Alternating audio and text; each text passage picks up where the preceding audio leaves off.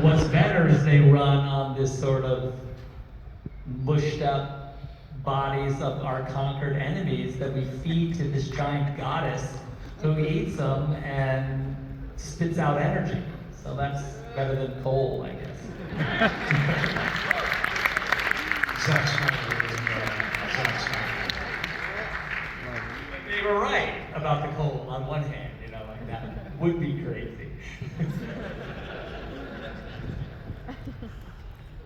All right, let's jump over to the Jimmies.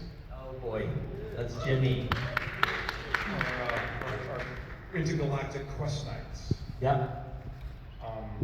We can talk about them generally, and also maybe about our Jimmy in this film, the rewilding or the Pinocchio Yes. path. I want to be a real boy. Yeah. Yeah, that he finds himself on. I mean, one thing that I find really interesting is just this connection, and I know I've talked ad nauseum to you about this, but this relationship that Jimmy has with Sam. And Sam is one of my personal favorite characters in it because she transforms Jimmy. Like with a simple touch, suddenly Jimmy is changed. And that sets him on a course.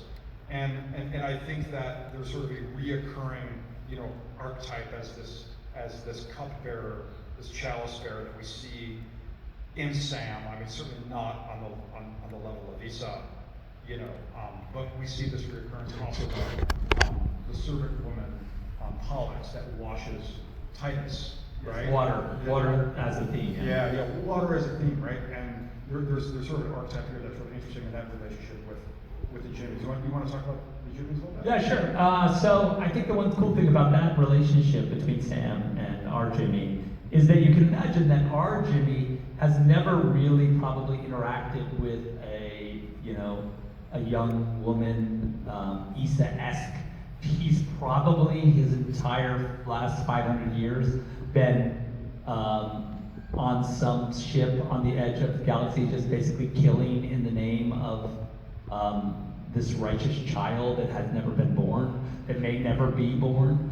And so I really love the idea that they had been given this religious belief system that was so profound to them. And if you're listening to the podcast, you'll understand. But however that was given to them, it was given to them so perfectly that they kind of understood a version of love or of sort of religious fervor. And I like the idea that these creatures were given this kind of probably without the idea that Issa would ever actually be born. We don't know whether or not the myth of Issa is real, but we're going to create these knights that believe it so deeply, and probably it suits us better if Issa is never born, if we're controlling them, because for eternity they will just fight hoping that one day she'll be born. Now, I think that when Issa actually is born, and you get that from Jimmy when he says, I felt a great warmth for the universe, whatever, in Anthony Hopkins' voice, is that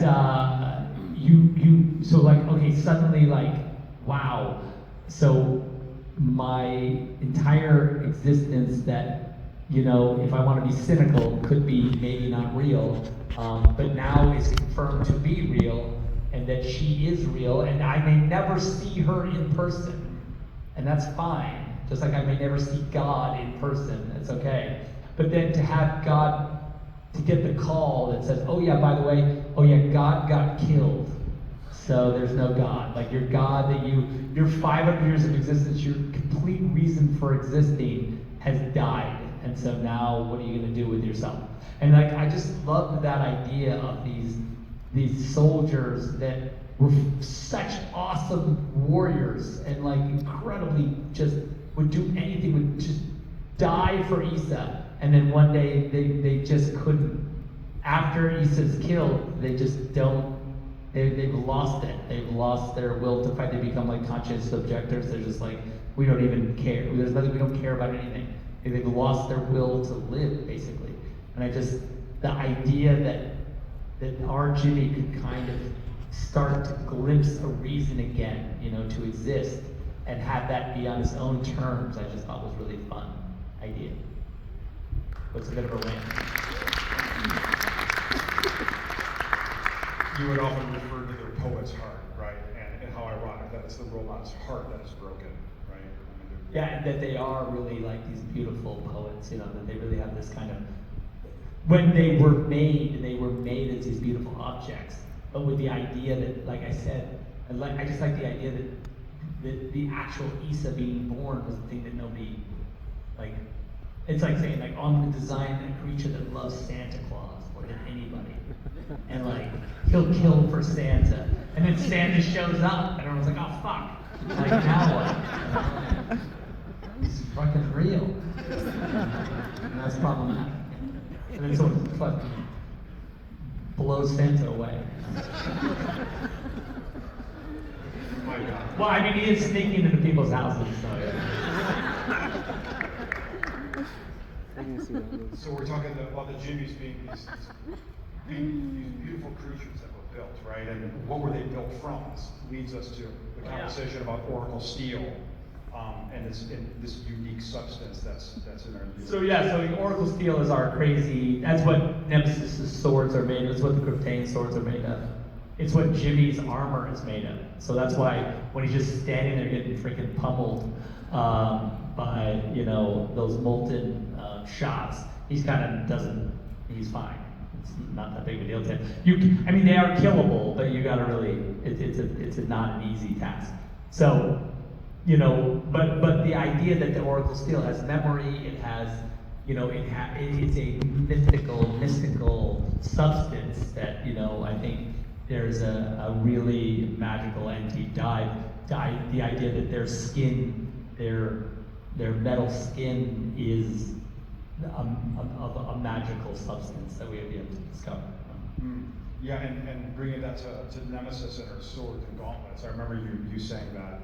Again, very, very provocative, saying that Nemesis herself was not a sword fighter prior to her donning the gauntlets. Yeah, the gauntlets. I think she says, that the gauntlets basically taught her. It's like all the knowledge of like past generations, because like she says that generations before hers, it was a martial society, but now they had like become peaceful, and that she didn't know anything about. She never killed anybody. She didn't know anything about that. And then she cut her arms off and put those gauntlets on. The gauntlets, she basically downloaded Neo style. How do you fight? Kind of. I know kung fu now. Basically. And it might not download the same information to different people. Oh yeah, that's cool. It's conversation. Yeah, absolutely, absolutely. Yeah, what are you good at? What do you have an aptitude for? I'd probably be like a gardener or something. A potter for sure. Rich pots. And we have the same substance with the Kryptonian sword as well, but they've sort of altered this, right? They have a different relationship. Correct. And I think that was the thing that we tried to do sort of symbolically. If you look at the Kryptonian swords, is they have like a little motor on them attached to them. It fires them up. Where Nemesis are turned on by her own hands, her now hands, but she wills them on and off. It's her some kind of And meanwhile, the Kryptonians have to push a button, which is so sad for them, to turn on their swords, which is just really pathetic and loserish. And we've played this idea that hasn't always been the case with the Kryptonians. It's sort of like as their relationship with the Mother World. The closer they've gotten to the Mother World, the further away they've gotten from their relationship to them. Yeah, to the Oracle scale. Yeah. And that was once a spiritual connection. And that the Kryptonians were also. What's that? Oh, you wanted some audience questions? Yeah. We're going to take some audience questions. Right here in the front of the hat. Oh, front of the hat, nice. Yeah.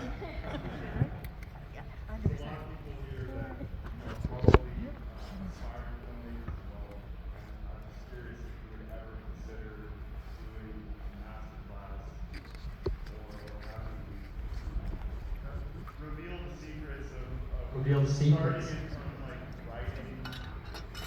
How do you do it? Yeah. No, I absolutely, we've talked about it quite a bit, actually. You know, I was,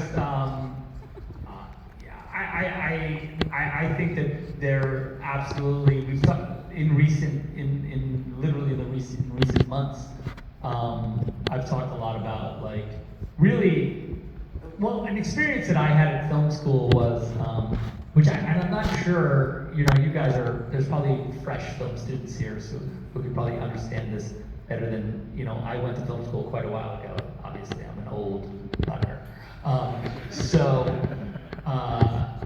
But when I was in film school, like, some of my favorite stuff that I did was the Super 8 classes that I had, you know, where we would shoot Super 8. And now philosophically, the thing about Super 8 that's really interesting is that when you shoot a Super 8 film, you know instinctively that that film is not the movie. That's not the one that's gonna be your greatest film, right? Because you're like, it's Super 8, it can only go so far, right? I'd have to shoot it again at 35 if it was a masterpiece. If this Super 8 film I'm working on right now is a masterpiece, I'd have to shoot it again at 35. I never thought of that. But you could. And so my point is that, like, I wonder that in film school right now, because, like, anyone can get a red camera, I would say that an average film student's access to the same gear that I shot this movie with is real, right? Like, getting a red camera and some Zeiss high speeds is not crazy. That's not a crazy thing. Like, you know, you can call me up and be like, oh, I got the camera. Should we shoot?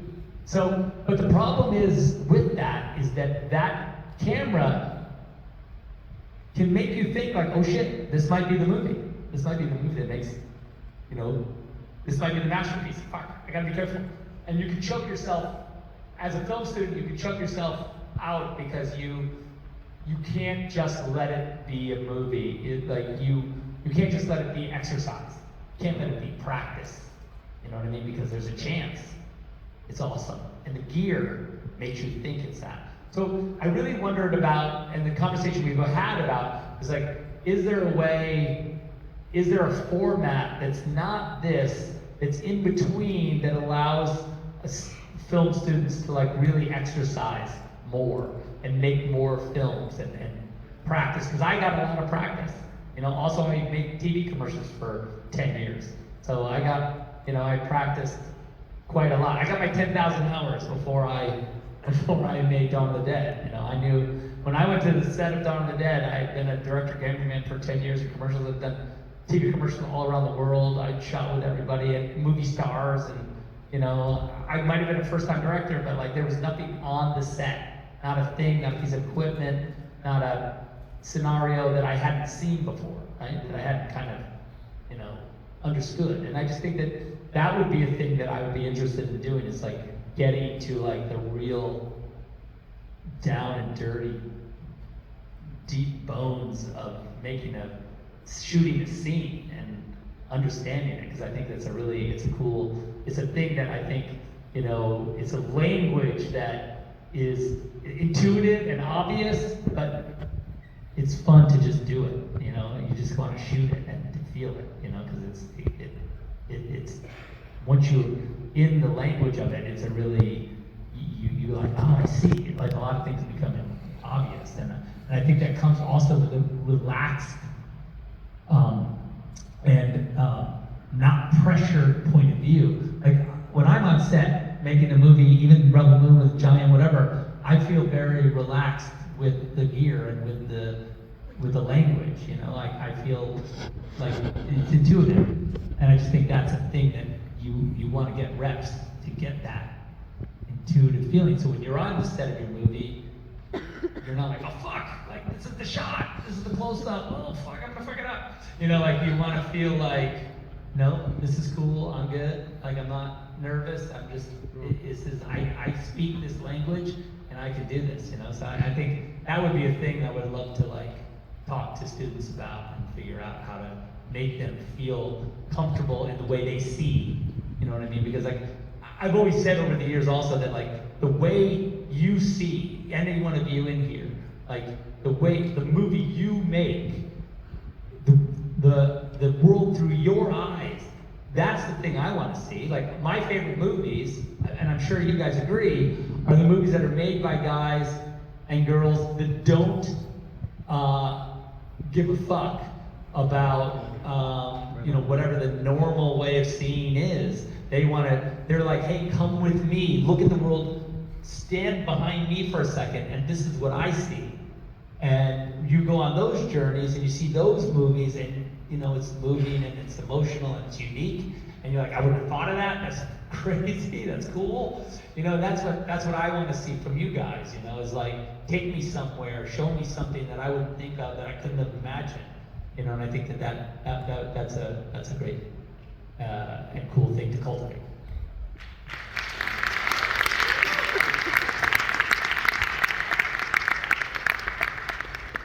Got the overcoat?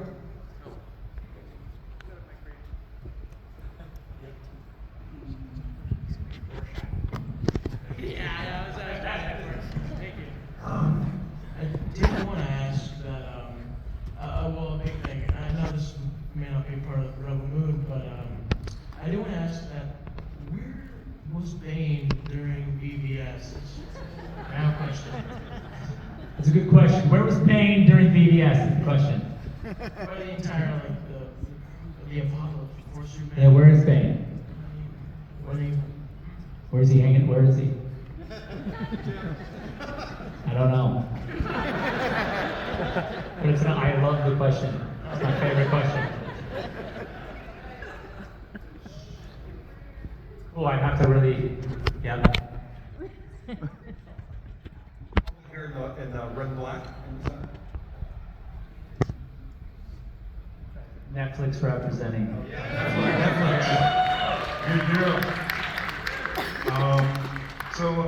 In the R-rated versions, I noticed in a couple of scenes, Cora had some scarring that wasn't there in the PG versions. Are we to believe that's from, her time in the Imperium?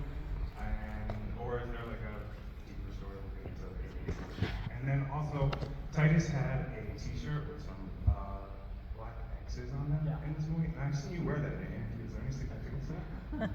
Okay, yeah, first, Cora's scars. And Sophia's here. We talked about it. She's hiding. But she's here. And she's incredible, so we can all just anyway, yeah, so the scars were a couple things. Yes, her time as a warrior, as a soldier, and that she was deep in it, and it was that the sacrifices that she made. Also, the crash, in her escape from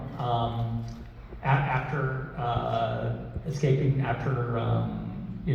from the death of Issa, and her being tracked across. It's 4 years. The timeline is 4 years from the death of Issa to when they show up on Velt, the appearance. So there was 2 years where she was kind of knocking around the galaxy that we don't see. That's the Issa Chronicles, whatever, or the Korra Chronicles, call it whatever you want. Anyway, that where she was escaping hawkshaws and bounty hunters and whatever, and then she ends up on Velt, right? So all of that would be part of that story, and I think that Sophia really wanted to make sure that that sort of the character. The sort of ethos of the character was represented, and she wouldn't just be this, not a mark on her, that there's a price, I think that I was really into that too, so I was like, yes, that's cool. And then the black X's are just, it was funny because I'd seen the shirts and they'd come out with all the sort of distressed T-shirts that we had on set, and especially Titus's are really cool. And they had the little X's. I was like, those are X's are really cool. I don't know, what does that mean? They're like, well, it's just they're like little repairs to the shirt. I was like, okay, cool. Can you put those on my shirt? Yeah. Okay, do it. That's what happened.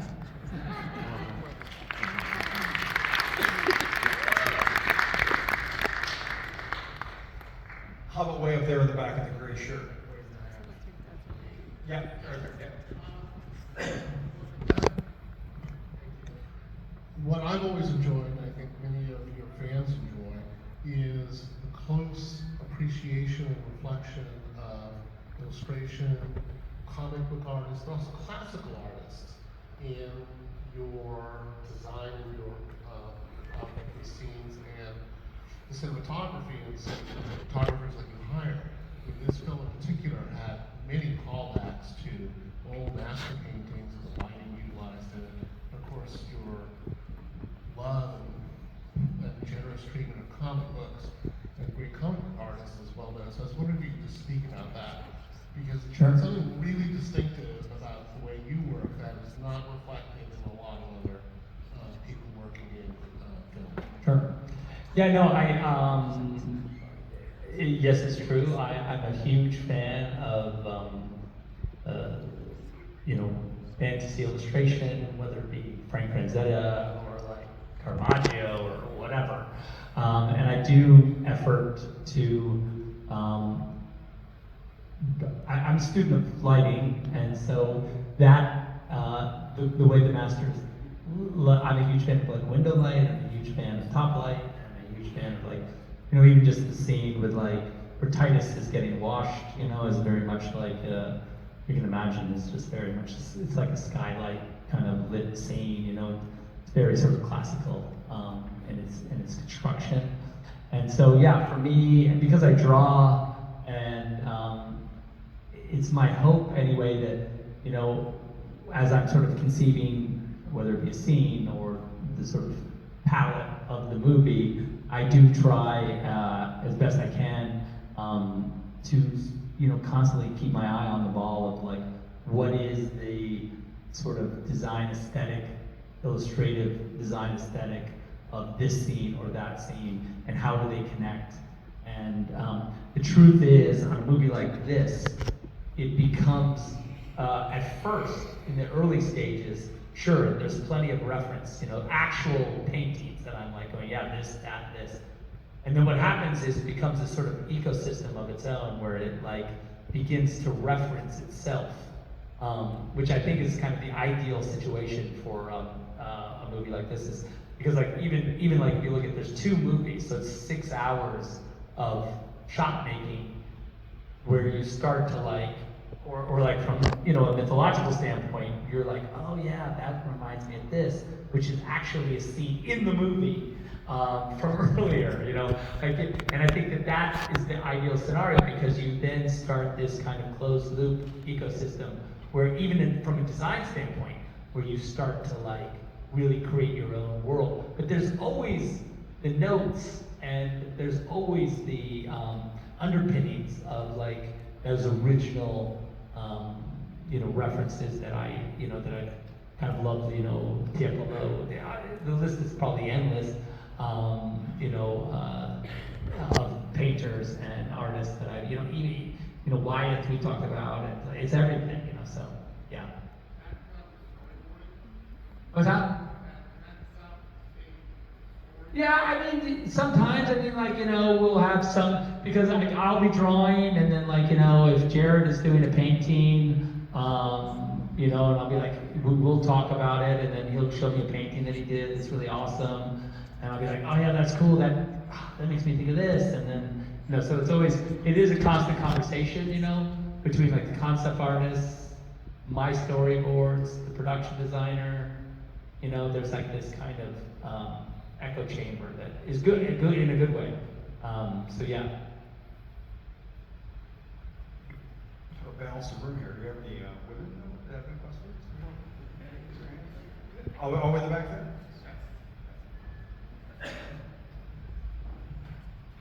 So, what do you put into writing your female characters? Yes. Because I know Cora is a badass, so is Diana, so is Mira. Yeah. What effort do you put into that? It's funny. It's a good question, but I feel like it doesn't feel like a lot of effort, and I'll say it feels really natural. Like I have strong women in my life, and they're very powerful. Debbie, as you know, is literally Wonder Woman for me. And so, and you know, and I have amazing daughters, and I had an incredible mother who was unbelievably eccentric and powerful. And I just think that, like, for me, you know, this sort of divine feminine is really an amazing and powerful thing that we all have to sort of bow down to. And I think that really, I guess for me, it's the less sort of self-aware it is, the more natural it feels, I guess, is kind of the way I approach it. But, you know, just, I think the thesis of, like, this movie at its core is about Korra, you know, it's about this powerful warrior woman who has to, like, kind of forgive herself, you know. And I think that as sort of a thesis is, the rest kind of takes care of itself. But yeah, I think that's how I kind of approach it. Thank you.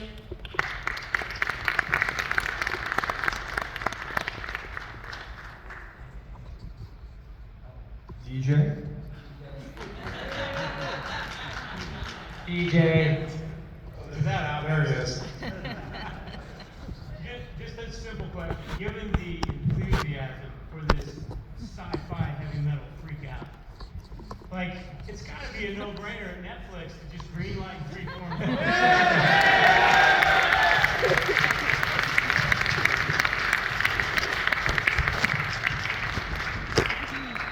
Yeah. I'm not in charge of that, you know. I just do that, and then they tell me. So, yeah, from your lips to God's ears, I guess, is how that goes. Very good. Thanks, DJ. DJ, of course, was one of the visual effects supervisors on the motion picture. So that's a teeny bit of an inside job in the questioning part of it.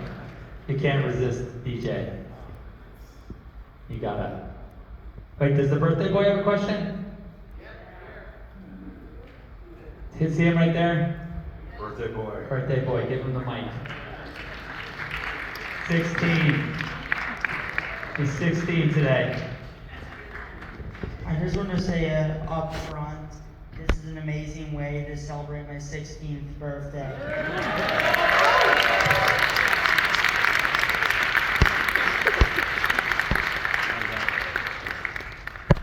So, how did you get the courage to make the Zack Snyder's Justice League after, of course, the theatrical cut was, well, we all know.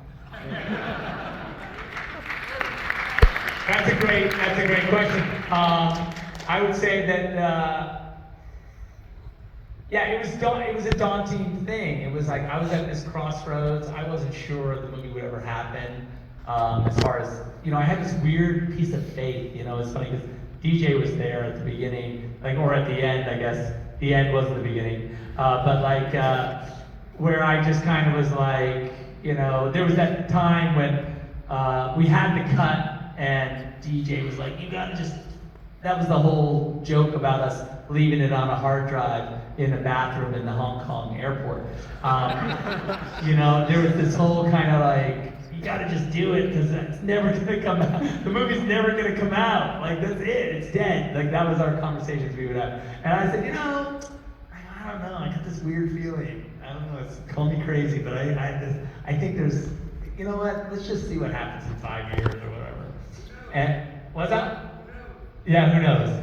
Exactly, who knows? And so, you know, cut two, you know, we had all kind of, you know, sort of moved on in our minds, but not in our hearts.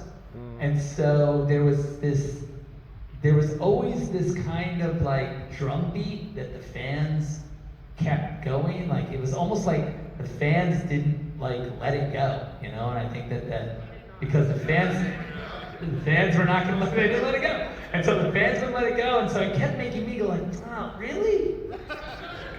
Like, is that a thing we should do?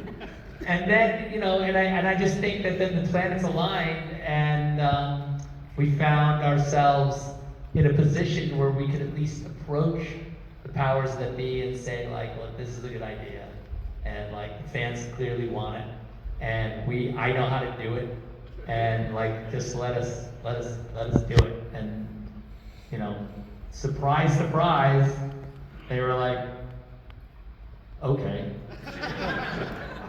and I was like, what? So yeah, the courage came from, you know, the fans, and sort of the heart came from us, and the rest is history. I also like your Risky Business t-shirt. I feel like that's a very appropriate shirt to be watching this movie wearing. It's kind of like a weird, there's a symbiotic relationship between Risky Business. Stanford could use a guy like Joel. I know that. And I believe we have a raffle. Oh, That we have was- a raffle. Yeah, I think, We're gonna find out who wins the picture. yeah.